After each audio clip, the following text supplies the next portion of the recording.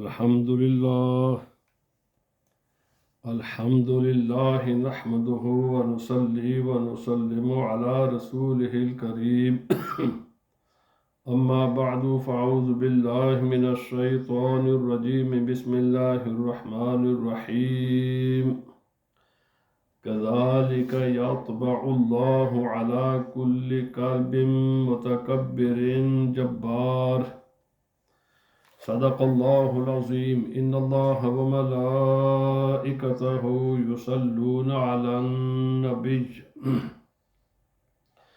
يا أيها الذين آمنوا صلوا عليه وسلموا تسليما اللهم صل على سيدنا ومولانا محمد وعلى آله وأصحابه سيدنا ومولانا محمد وبارك وسلم عليه الصلاة والسلام عليك يا سيدي يا رسول الله وعلى آلك وأصحابك يا سيدي يا حبيب الله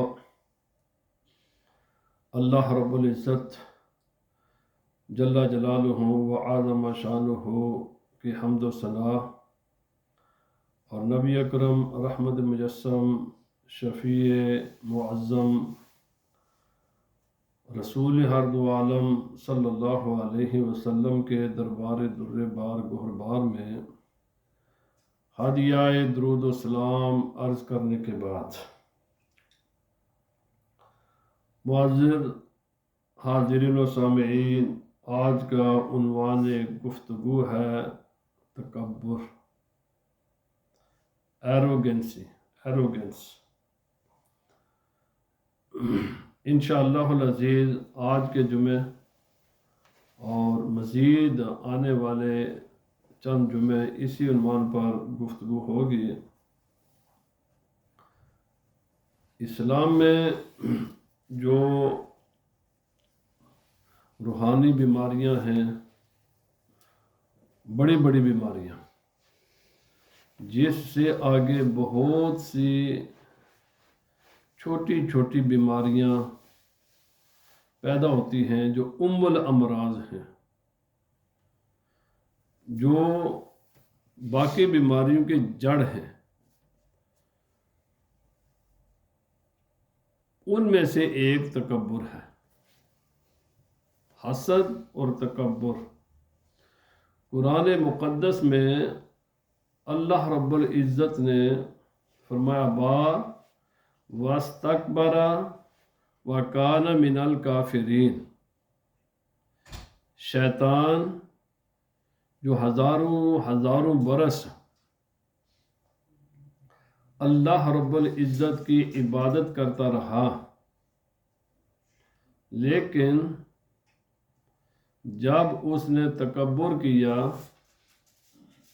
تو اللہ رب العزت نے فرمایا اسی تکبر نے اسے اللہ رب العزت کے حکم کو ماننے سے انکار کرنے پر مجبور کیا۔ ابا واستکبر، اس نے انکار کر دیا، میں سجدہ نہیں کروں گا۔ کیوں انکار کیا؟ تکبر کی وجہ سے۔ انا خیر منہ، اس نے کہا کہ میں حضرت آدم علیہ السلام سے بہتر ہوں، خلقتنی من نار و خلقتہ من طین۔ دلیل بھی دی کہ مجھے تو نے آگ سے پیدا کیا اور حضرت آدم علیہ السلام کو تو نے مٹی سے پیدا کیا۔ آگ ہمیشہ اوپر کی طرف جاتی ہے، آگ روشنی دیتی ہے، آگ گرمی دیتی ہے، مٹی ہمیشہ نیچے رہتی ہے، تو میں اس سے بہتر ہوں۔ تکبر کیا۔ اس تکبر نے اللہ رب العزت نے قرآن حکیم میں فرمایا افکلما جاءکم رسول بما لا تہوی انفسکم استکبرتم ففریقا کذبتم وفریقا تقتلون۔ یہ جتنے بھی لوگ انبیاء کرام کی تعلیمات کے منکر ہوئے ہیں، ان کی تعلیمات کو، ان کی تکذیب کی، ان کو ٹھکرایا، ان کو ماننے سے انکار کر دیا، اللہ رب العزت نے فرمایا کہ افا کلما جاءکم رسول بما لا تہوی انفسکم، فرمایا جب بھی کوئی اللہ کا نبی ایسی تعلیم لے کر آیا، ایسا خدا کا حکم لے کر آیا جو ان کی نفسانی خواہشات کے خلاف تھا، تو کیا کیا؟ انہوں نے تکبر کیا۔ تکبر ایک ایسی چیز ہے جو انسان کو حق بات ماننے سے اور حق بات عمل کرنے سے روک دیتی ہے۔ یہ تکبر اس کی راہ میں رکاوٹ بن جاتا ہے۔ اللہ رب العزت نے اس لیے قرآن مقدس میں فرمایا فَبِئْسَ مَثْوَى الْمُتَكَبِّرِينَ، فرمایا جو تکبر کرنے والے ہیں، متکبر لوگ ہیں، ان کا ٹھکانہ بہت برا ہوگا۔ کیوں؟ اس لیے کہ تکبر انسان کو راہ حق پر چلنے سے اور راہ حق کو ماننے سے انکار کرنے پر مجبور کرتا ہے، رکاوٹ بن جاتا ہے۔ تو جب کوئی انسان سچائی کو مانے نہ، حق بات پر چلے نہ، تو اس کا نتیجہ اور اس کا انجام برا ہی ہوگا۔ بلکہ اللہ رب العزت نے فرمایا، دیکھیے انبیاء کرام بڑے واضح معجزات لے کر آتے تھے، جن معجزات کو ان کی آنکھیں دیکھا کرتی تھیں۔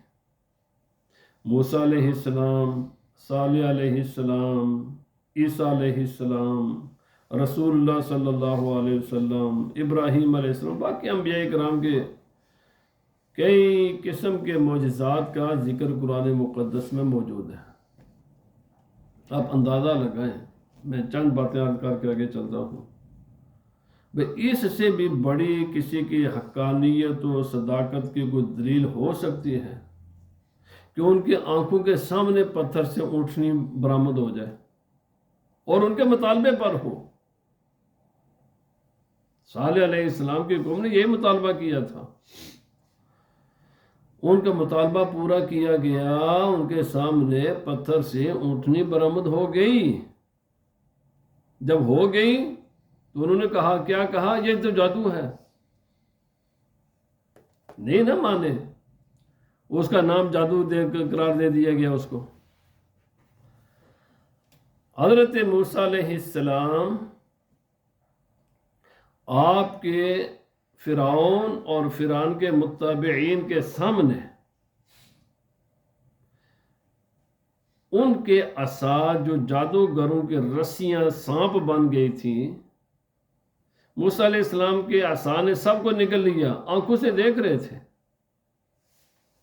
جن کے مقدر میں ایمان تھا ان کو تو اللہ نے ایمان عطا فرما دیا، پر بہت سے ایسے لوگ تھے جنہوں نے کہا کہ آپ تو ہماری مثل بشر ہیں، یہ سب جادو ہے، آپ نے ہماری آنکھیں بند کر دی ہیں۔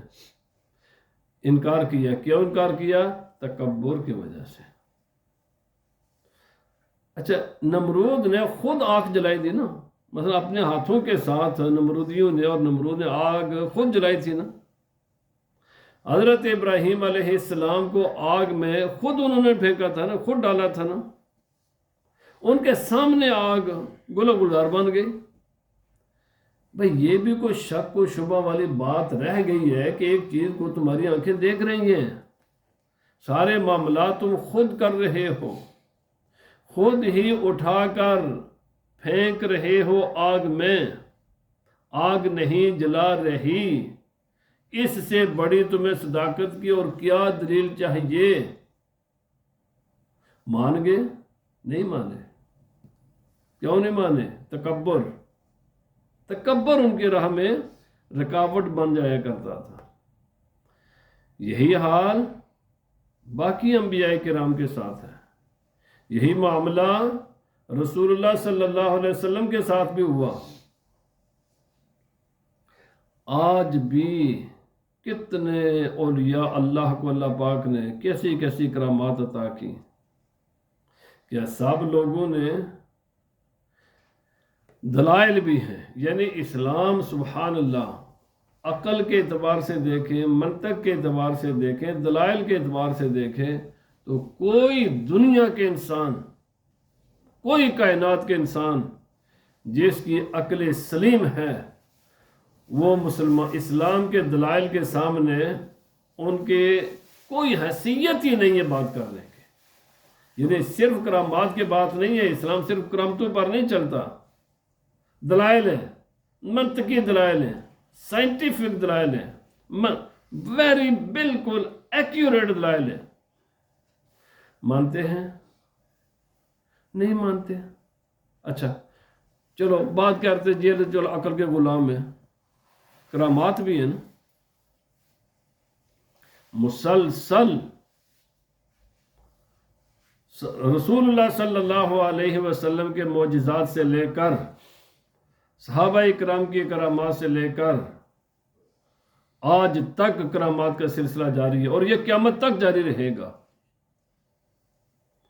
کیا مان گے؟ ہر ایک مان جاتا ہے؟ نہیں مانتا۔ کیوں نہیں مانتا؟ بھائی دلائل کو مانو، دلائل کو نہیں مانتے تو کرامات کو مان لو، کرامات کو نہیں مانتے بھائی کیا چاہتے ہو؟ پتہ وجہ کیا ہے؟ اللہ رب العزت نے فرمایا کذالک یطبع اللہ علی کل قلب متکبر جبار۔ جب انسان میں تکبر آتا ہے نا تو اللہ رب العزت اس کے دل پر مہر لگا دیتا ہے، اور اس تکبر کی وجہ سے وہ نہ دلیل ماننے کے لیے تیار ہوتا ہے، نہ کسی معجزے کو ماننے کے لیے تیار ہوتا ہے، نہ کسی کرامت کو ماننے کے لیے تیار ہوتا ہے، وہ کسی بھی بات کو ماننے کے لیے تیار نہیں ہوتا۔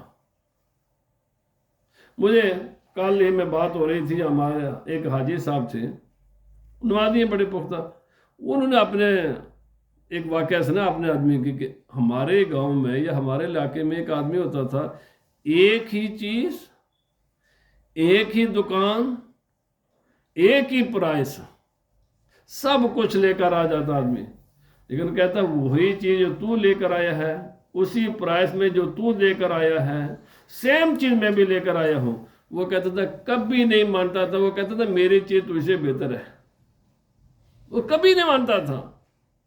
حالانکہ کل ہماری یہ گفتگو نہیں ہو رہی تھی تو ایسا میں نے کہا یعنی یہ اسی کا نام تکبر ہے، نہ ماننا۔ رسول اللہ صلی اللہ علیہ وسلم نے تکبر کے خود تعریف فرمائی ہے۔ یہ جتنے دنیا میں دنگا فساد ہے نا، یہ جتنے روزانہ بے شمار قسم کی آپ کو سننے کے لیے باتیں ملیں گی، یہ کیوں ہے؟ پتہ ہے اس کا سبب کیا ہے؟ رسول اللہ صلی اللہ علیہ وسلم نے فرمایا حق بات کا انکار اور دوسرے کو اپنے سے کم تر سمجھنا، یہ انسان کی ایک ذہنی کیفیت ہے، یہ ایک قلبی بیماری ہے، یہ ایک ذہنی بیماری ہے۔ اس نے ہر حال میں اپنے آپ کو دوسرے سے اعلیٰ ثابت کرنا ہوتا ہے، اور ہر حال میں چاہے کچھ بھی ہو۔ اور بھائی قرآن پاک کی پوری صورت ہے سورۃ القمر، سورۃ القمر میں کفار مکہ نے خود ہی مطالبہ کیا تھا، میں نے یہ کہ واقعہ سنایا ہے کہ اگر چاند کے 2 ٹکڑے کر دو گے نا تو ہم آپ کے نبوت پر ایمان لے آئیں گے۔ اور 1-2 کا موجودگی میں یہ واقعہ نہیں ہوا تھا، پورا شہر مکہ کی موجودگی میں، جس میں سینکڑوں ہزاروں لوگ موجود تھے، ان کے سامنے رسول اللہ صلی اللہ علیہ وسلم نے یہ چاند کے 2 ٹکڑے کیے تھے، لیکن مان گئے؟ نہیں مانے، نہیں مانے۔ کیوں نہیں مانے؟ ہم اعلیٰ ہیں، ہم سردار ہیں۔ اللہ پاک نے فرمایا الذین آتیناہم الکتاب یعرفونہ کما یعرفون ابناءہم۔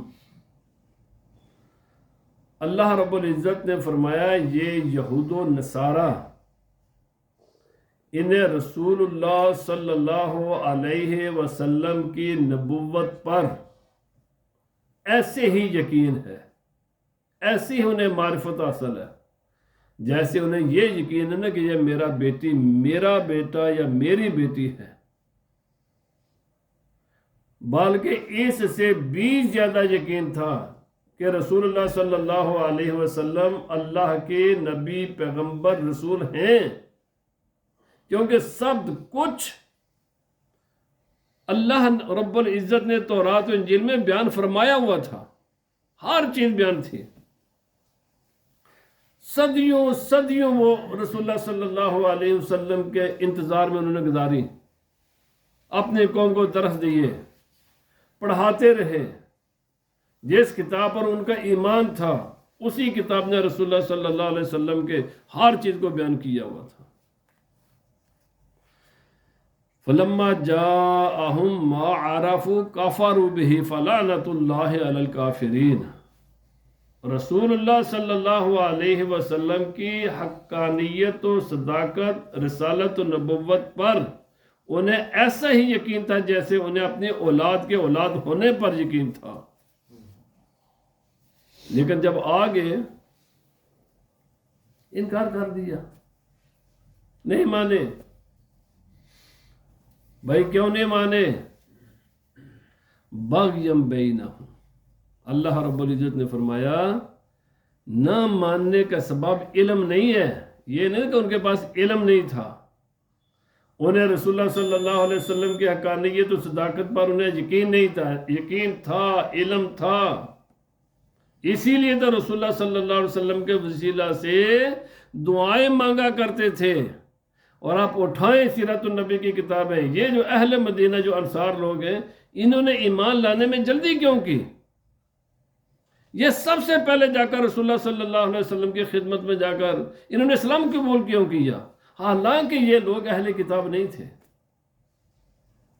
انصار ان کے پاس کوئی کتاب نہیں تھی آسمانی، یہودیوں کے پاس آسمانی کتاب تورات موجود تھی، انجیل موجود تھی، عیسائیوں کے پاس نہ عیسائی مسلمان لائے الا ماشاءاللہ، نہ یہودی ماسوائے قلیل تعداد کے، یہ سارے کے سارے انصار پہلے اسلام کی انہوں نے قبول کیوں کر لیے؟ اس لیے کہ یہ لوگ جب ان میں آپس میں کبھی جنگ ہو جاتی تھی نا،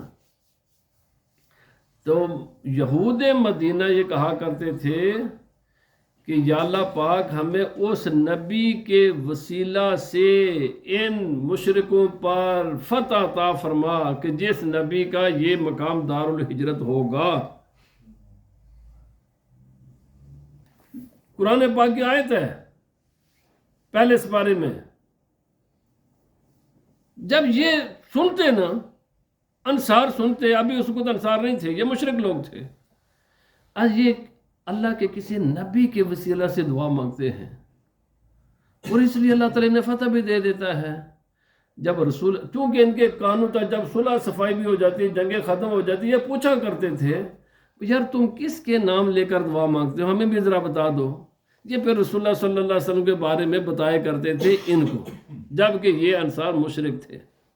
جب انہیں اس بات کا پتہ چلا کہ مکہ معظمہ میں رسول اللہ صلی اللہ علیہ وسلم نے اعلان نبوت کیا ہے، تو یہ لوگ جا کر اہل مدینہ رسول اللہ صلی اللہ علیہ وسلم کے پاس جا کر انہوں نے یہودیوں سے پہلے اسلام قبول کر لیا۔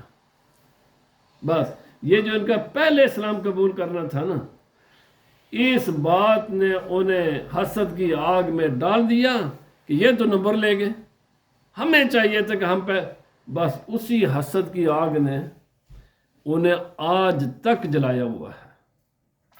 یہ وہی تکبر ہے، بغیم بینہم۔ اللہ پاک فرمایا رسول اللہ صلی اللہ علیہ وسلم پر ایمان لانے سے یہود و نصارہ کو کس چیز نے روکا؟ حسد نے۔ بے شمار قرآن حکیم کی آیات ہیں کئی مقامات پر ہیں۔ رسول اللہ صلی اللہ علیہ وسلم پر بے ایمان لانے سے جو روکنے والی چیز تھی، ان کے دل میں جو رکاوٹ بنی تھی، وہ حسد تھا، تکبر تھا۔ جب کسی انسان میں حسد جو تکبر آتا ہے تو وہ انسان کو حق ماننے سے روک دیتا ہے۔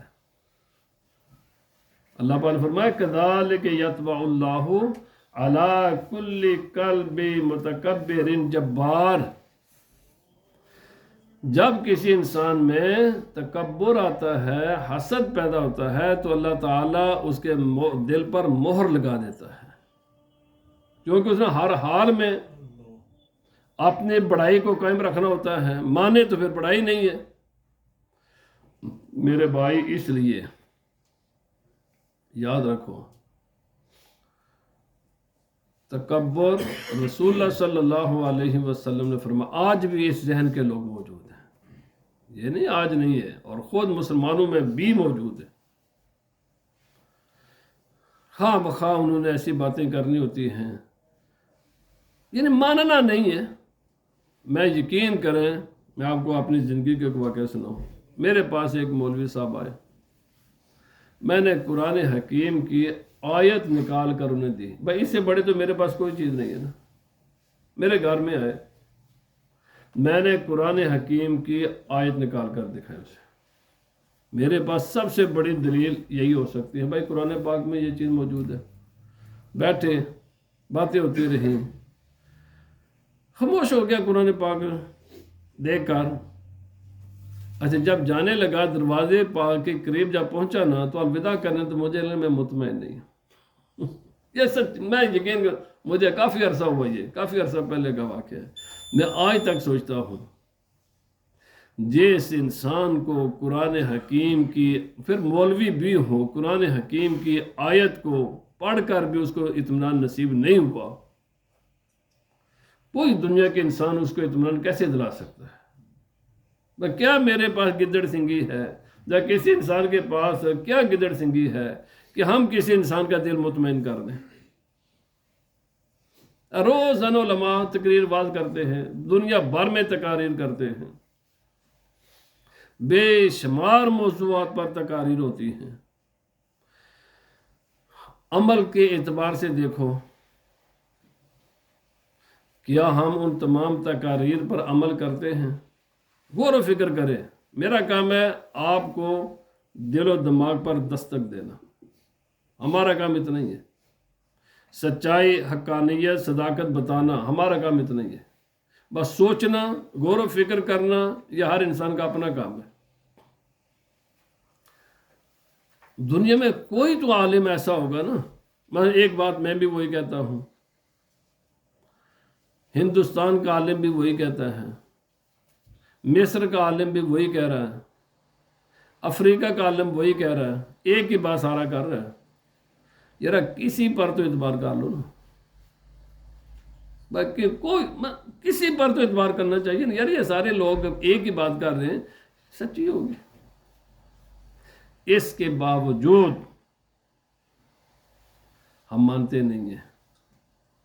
نہ ماننے کا سبب، کبھی انسان نے غور و فکر کیا ہے، کبھی انسان نے سوچا ہے کہ روئے زمین کے اسکالر ایک بات کرتے ہیں، ایک ہی بات۔ چلو لوگ کہتے ہیں جی یا ٹھیک ہے، جن باتوں میں اختلاف ہے نا، وہ نہ مانو، آپ نہ مانو۔ ہم تھوڑی دیر کے لیے مان جاتے ہیں کہ وہ تو آپ کے پاس ایک بہانہ آپ کو مل گیا ہے کہ جناب مولویوں میں اختلاف ہے، اس واسطے نہیں۔ یار جنہیں گلوں پر اتفاق ہے، پہلے انہوں پر عمل کرو۔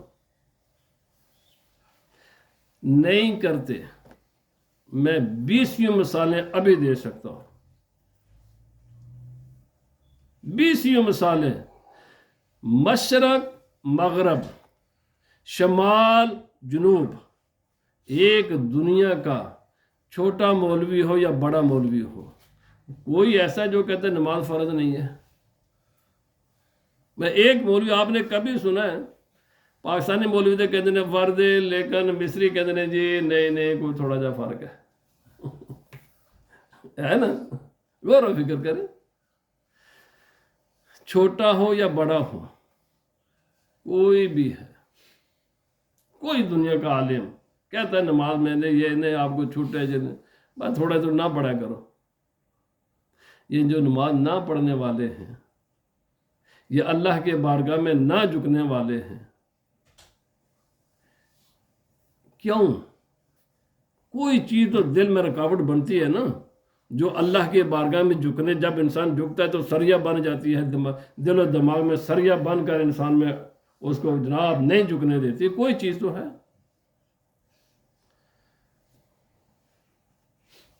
کوئی روئے زمین کا عالم چھوٹا ہے یا بڑا، کوئی بھی ہے، کسی انسان کی حق تلفی کی کوئی اجازت دیتا ہے؟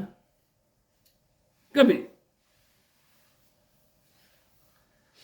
انسان غور و فکر کرے. یار میں کہتا ہوں اگر تو بڑے بڑے سوال نہ کیا کرو، چھوٹے چھوٹے سوال پوچھ لو، اپنے آپ سے پوچھو. میں نے پہلے بھی داڑھی کا مسئلہ کئی بار کیا ہوا ہے. ایک عالم جو یہ کہے کہ داڑھی مٹانا جائز ہے، بس ایک مجھے دکھا دو. یا کسی کا بیان ہی یوٹیوب پر آج کل بیان ہوتے ہیں، کسی کا لے آؤ میرے پاس. میرے بھائی غور و فکر کر. ہم بڑی بڑی باتیں کرتے ہیں، خود مجھے بھی اپنا محاسبہ کرنا چاہیے. کون سی چیز ہے جو مجھے یہ کام نہیں کرنے دیتی؟ کون ہے؟ بس اسی کا نام تکبر ہے، جو اللہ کے رسول اللہ صلی اللہ علیہ وسلم کے احکام کی راہ میں سریا بن کر ہمارے دل و دماغ میں کھڑی ہو جاتی ہیں، جو چیزیں نہیں ہمیں کرنے دیتی عمل، اسی کیفیت کو تکبر کہتے ہیں. اللہ اکبر. رسول اللہ صلی اللہ علیہ وسلم نے فرمایا العظمت ازاری والکبریاء ردائی فمن نازعنی فیہما قسمتہ. بس آخری بات. رسول اللہ صلی اللہ علیہ وسلم فرمایا عظمت، گریٹنس یہ میری ازار ہے، اور کبریائی میری چادر ہے. یہ متشابہ حدیث پاک ہے، ان کے حقیقی معنی مراد نہیں ہے. فرمایا جس نے بھی، یعنی تکبر صرف ایک ذات اللہ رب العزت کو زیبا ہے. جس نے خدا کے سوا کسی نے بھی تکبر کیا نا، کوئی بھی ہو، فرمایا جس نے یہ چادر اتارنے کی کوشش کی میں اسے ٹکڑے ٹکڑے کر دوں گا. بس اللہ پاک ہمیں اس حدیث پاک کو سمجھنے کی توفیق عطا فرمائے. جب خدا اور اس کے رسول کا حکم آ جائے تو بندہ مومن کے پاس کوئی اختیار نہیں رہ جاتا نہ کرنے کا. بس اس کے لیے ایک ہی حکم ہے کہ اس کے حکم پر عمل کیا جائے. اللہ پاک ہمیں عمل کرنے کی توفیق عطا فرمائے. ایسا تو اجازت دو.